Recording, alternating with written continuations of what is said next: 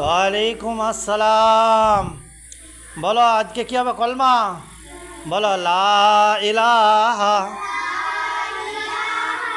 ইল্লাল্লাহু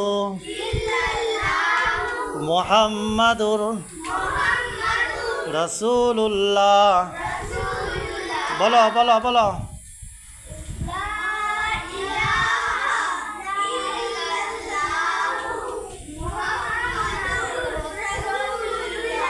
दूसरा कलमा शहादत